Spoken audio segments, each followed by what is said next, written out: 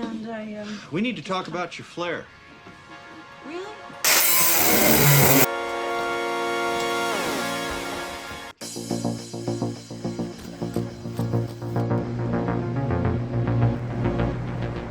On today's episode of You Winter Garage, we're going to be installing Bushwacker fender flares on this 1990 GMC Jimmy for our friend Grady. As you can see here, these Bushwacker fender flares allow people to cut the wheel well out for bigger tires, for wider tires, and let's face it, some people just really love the way these look. I'm Joe, and this is You Winter Garage.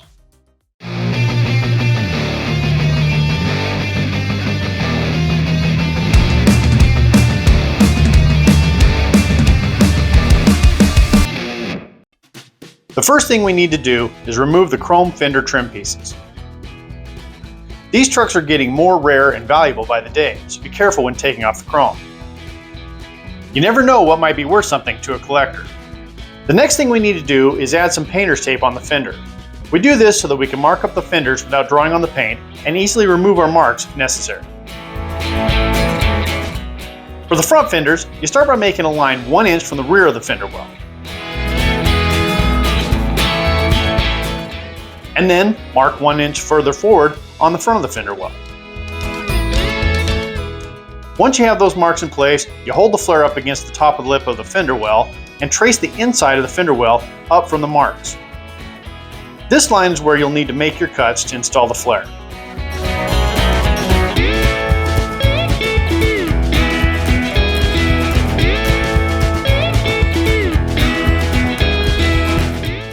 We're using a cutoff disc on a grinder to make the rough cuts through the inner and outer walls of the fender.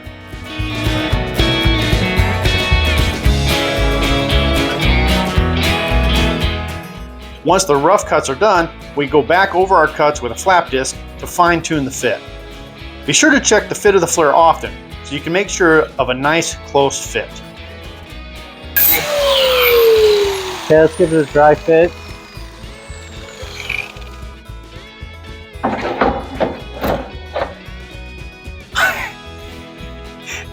Did we just do that in one try? I think we just did that in one try, Ryan. I feel like we're becoming experts. The next step is to drill a hole in the bottom of the fender. As you can see, it's a double wall fender, and you'll need to screw the two sides back together like they were from the factory. Once you have the cuts just the way you want them, you need to clean up the edges around where you cut to round everything off and remove any burrs. We used a flap disc here also, and everything cleaned up real nice.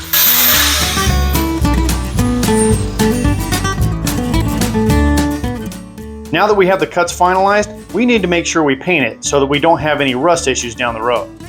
We're just using spray paint sprayed into the lid and then applied with a sponge. This way, we don't have to mask anything off. All of these edges will be hidden, so it doesn't really matter what color you use. This is for rust prevention only. That said, we're using an etching primer and some flat black paint.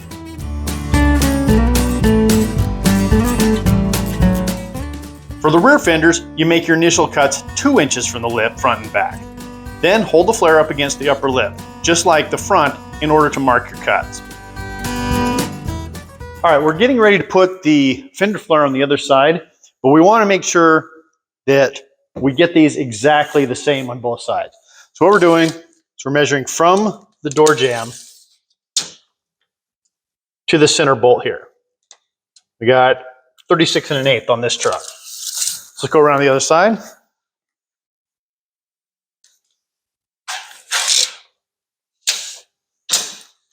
Measure back. 36 1/8, and make a mark. So now we know how to get this fender flare in the same spot as the one on the other side. All right, now that we got the fender taped up, it's time to mark where we need to make our cuts for the flare. We're lining it up here with our mark front to back. Line it up with the top of the fender. And mark our lines.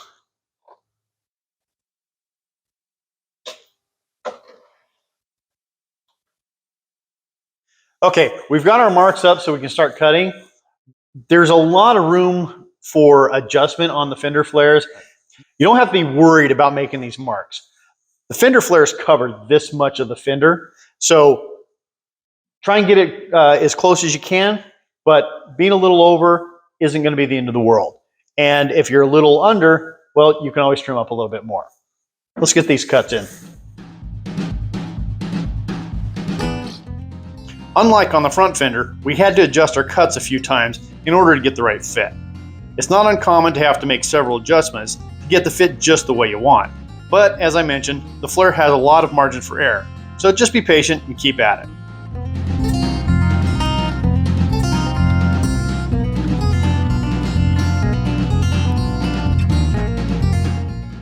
On the instructions, it says that you have to remove this fender support rod, but we noticed on the other side that if we were careful, we could keep this. And having it there keeps this from flopping around. So what we're going to do is we're just going to trim back right here a little bit so the fender flare has a place to move in, but we can still keep this rod. Now that I've got all my pieces of flare on, let's get cutting.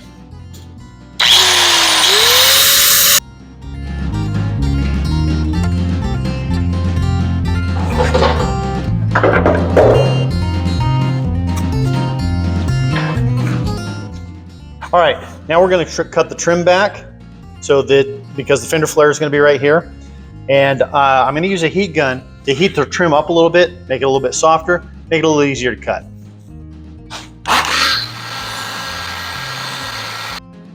I'm using the putty knife underneath here as a guard so I don't scar the paint when this pulls through.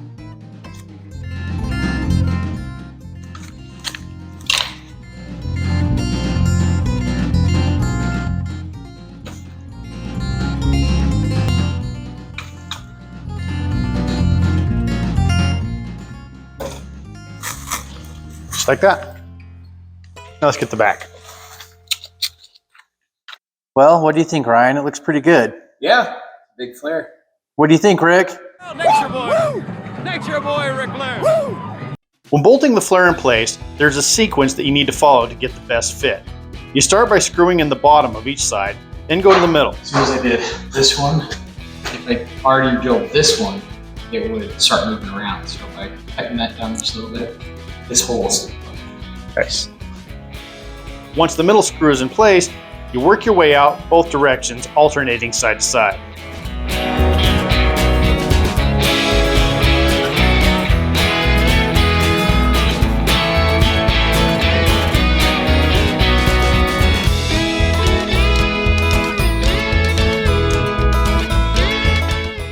We've got the center screw in, we've got the two in on the bottom. Now we just need to drill the holes for the rest of these to see how this fits up. Hold on. What? What are we going to do about this? I feel like he's going to need a fuel door, don't you think? Well, did you do the placement wrong? Is this supposed to be? This is how it's supposed to be? I can't believe we got this far down. It's all right. I'm looking at the instructions here, and it says on some of these vehicles, we are going to have to cut that. So right here in the Bushwacker instructions, you have to actually trim the fuel door. All right. Okay, so we're going to be trimming the fuel door, and everything will fit the way it's supposed to, just like we planned. While trimming the fuel door, we taped up a piece of cardboard to protect the paint. Be very careful with this cut, because unlike the other cuts, this one will be visible after the flares are installed. Once again, we're using a cutting disc for the initial cut, then a flap disc for fine tuning.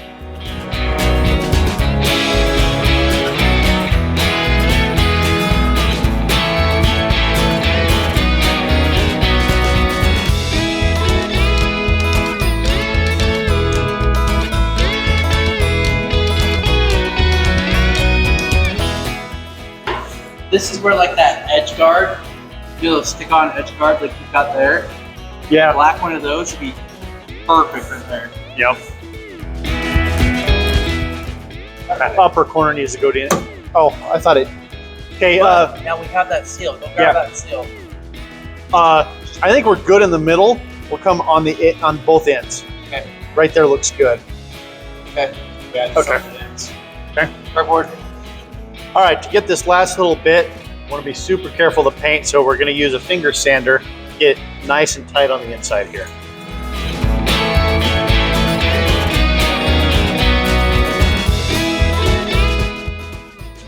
All right, let's give it a try. Vibrate. Bring that player. Woo! There you see, you were capable. Capable. You're capable. My teachers told me that too. There it is. Okay. I think right where that chip is needs to come off. Just to straighten it out a little. Yeah. Well, let's see if we're far enough out. It's gonna hit, but I mean, This edge right here is pretty sharp. We're gonna need to actually use a file. well, yeah. What Yeah. we'll do is when we're done, we'll file the edge.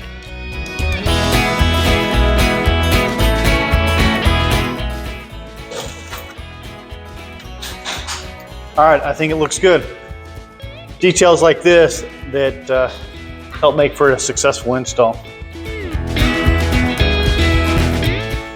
With all the hole placements finalized, the last step is installing the gasket and trimming it to fit.